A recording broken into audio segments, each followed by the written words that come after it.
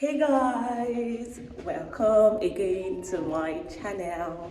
So today, remember my last vlog, I showed you how to get to Edinburgh from London, and now I am going to visit the castle. I can't wait, I am hyped. See, as I'm looking like a queen because I'm going to the castle. I'm going to take you along and show you how it looks and everything, just in case you want to pay a visit. Thank you, bye.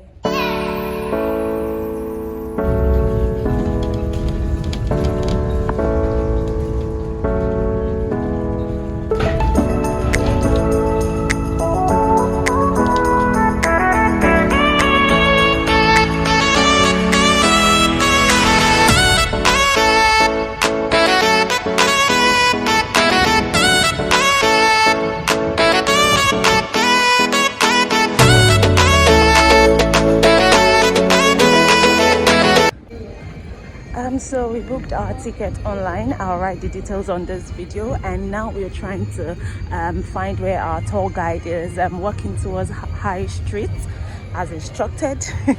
I don't know, when I get there I'll come back. So we booked online at bookings.com, and we're here to meet our tour guide, as you can see.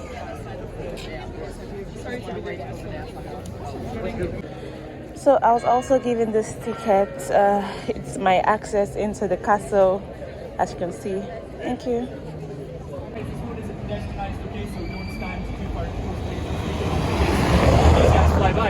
So just to double check, have you all got the tickets for the castle? The paper, printed Yes. tickets, not your bookings online, none of that kind of stuff. Yeah. Got all that stuff. Ideal, great.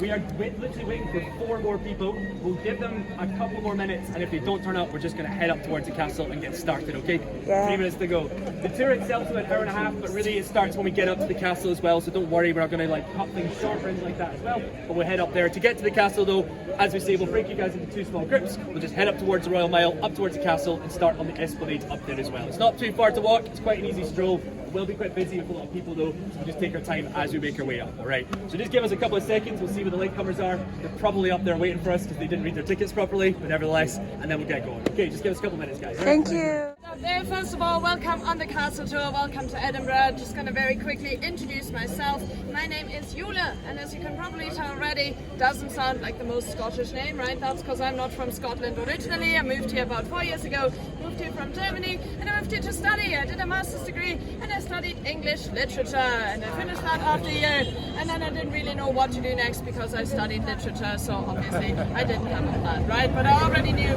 Britain, okay? So there's a lot of history up there. 3,000 years to be exact, and I've tried to distill that down into 1.5 hours of a tour. So on this tour I'm just going to be throwing a lot of information at you, right? Any questions of course during the tour, always feel free to ask me. That's what I'm here for, right? Try to make it entertaining as well. I'll let you be the judge of that. But yeah, basically what I'm going to be talking about is a royal and military history of this country. Royal history because this was the main royal seat in Scotland, starting in the 11th century up until the time of James V. Now James V, he was a Scottish king in the mid-16th century, and he just decided, well, you know, an old medieval castle that really isn't the height of fashion anymore for the royal family, moved them to more fashionable living quarters at the very bottom of the Royal Mile, moved them to Holyrood Palace. To this day, Holyrood Palace remains the main royal seat in Scotland, so that's where the royal family will stay when they come to visit, usually about once a year, okay, so it doesn't happen too often these days. But yeah, the castle, not in use as a royal seat anymore, nowadays actually a military base. So we've got soldiers stationed up there at all times. It's an actively used military base. And this actually started out already in the mid-17th century during the military rule of Oliver Cromwell.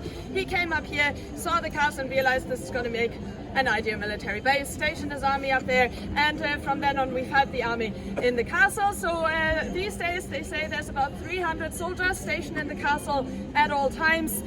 Now I will tell you, I'm up there almost every single day and I've never seen 300 soldiers ever, okay? So I don't think that's true, but that's what they tell us. Yeah, we can do a little count on this tour. We always do that. The current high score of soldiers spotted on my tour is 6. Okay, so maybe we'll see 7 today. Very exciting day. But yeah, definitely don't know what they're doing up there. It just means that there is a few buildings up in the castle that are obviously not accessible to the public. Most of it is though, and that actually brings me to my last point before we now head up there. Because a lot of people always expect, you know, it's a castle tour, we're going to head inside, we're going to walk around inside a building and through some rooms. Well, Edinburgh Castle is actually a little bit different. The entire tour today will be outside simply because the castle is not a castle in the traditional sense, it's a fortress, right? It's a village on top of Castle Rock. There's loads of buildings to be explored up there, and I'm going to take you past all the buildings, of course, on the tour, and then we're going to finish our tour at the very end, at the top, in Crown Square, okay, and then you have the entire rest of the day to explore the castle for yourselves as well. Okay, by that point, hopefully you have a good idea which buildings you want to maybe explore, and which buildings, which museums you want to visit for the rest of the day. Okay, so.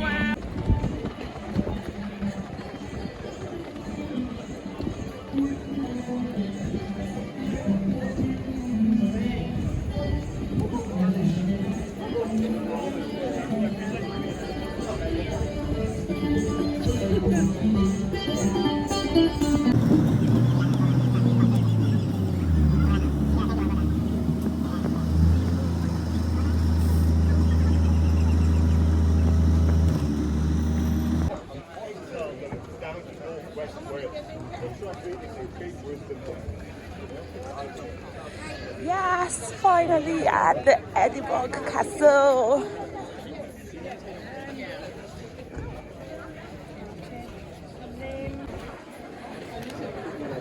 So we are at the verge of entering the Edinburgh Castle, and as you can see, we have a lot of people here trying to walk up. My tour guide is right in front of me from a distance. See?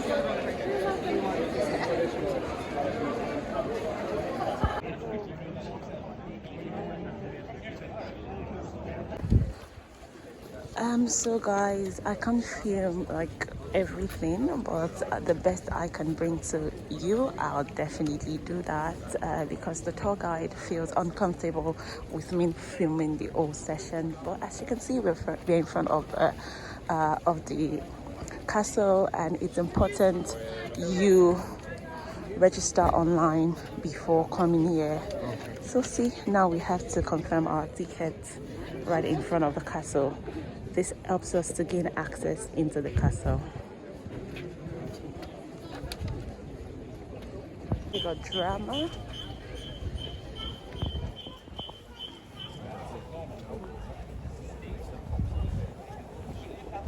Oh wow.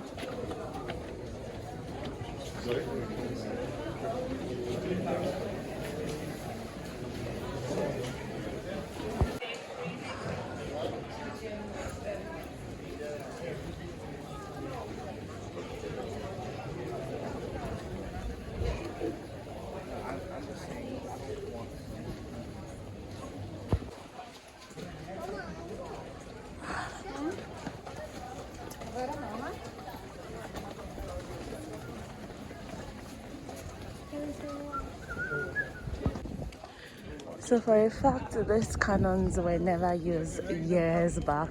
It was until Queen Elizabeth came and said that, oh, what's a castle without a cannon? That was when they brought in this cannon, and as you can see, they have wheels. Definitely, if you should fire a cannon with wheels, it will bounce back into the castle. So it was never used. It's just there for decoration and to please the Queen.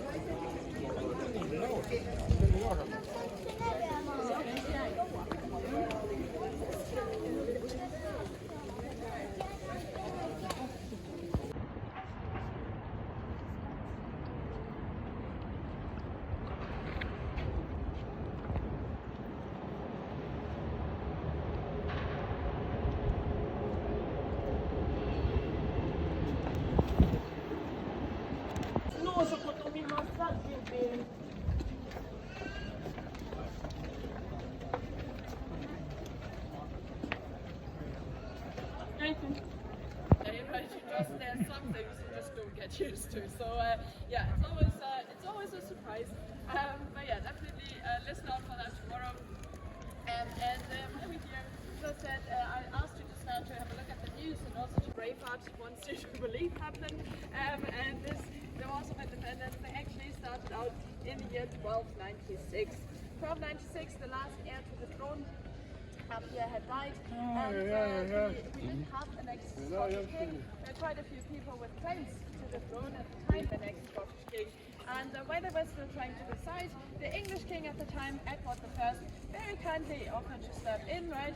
He said, well, I can just be king of Scotland. He came up here, he stationed his army all across the country and annexed Scotland to England, and just to make sure the Scottish people wouldn't go ahead and find their own kings anyways, he took a very important artifact away from Scotland called the Stone of the Castle. You get to move in here, it's the highest ranking position in the British land forces.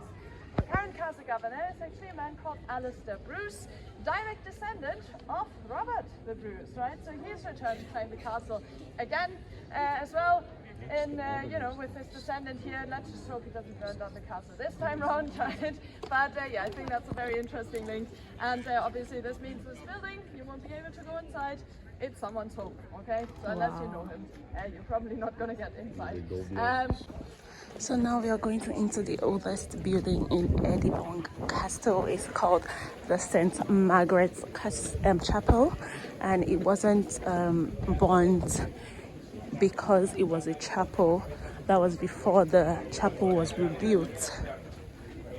I'll show you the chapel right now. This is it.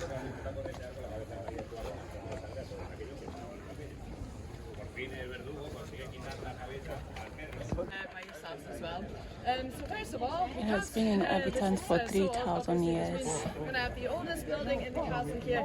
That's that one right there. Okay, so that's St. Margaret's Chapel. That has been around since 1125. So it was built by King David I. King David built this actually for his mother, Queen Margaret. And Queen Margaret and her husband, they were the first ones to use Edinburgh Castle as their royal seat. Queen Margaret was later made a saint because she had done a lot of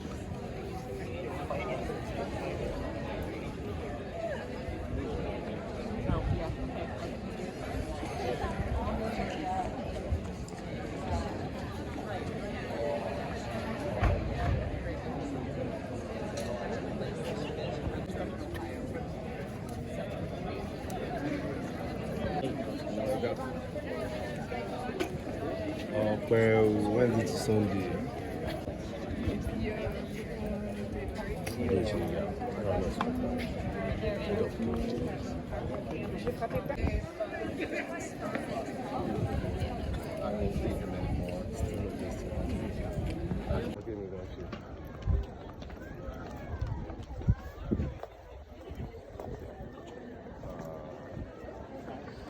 Thank you so much for watching my video. Thank you for coming along to the Edinburgh Castle. Please don't forget to like, share and subscribe. I'm sorry I could not give you some videos of some places, and that is because it is highly prohibited. Thank you so much. I'm really cold out here. I'm freezing out. The weather right now is 17 degrees and I think I need to rush. Bye.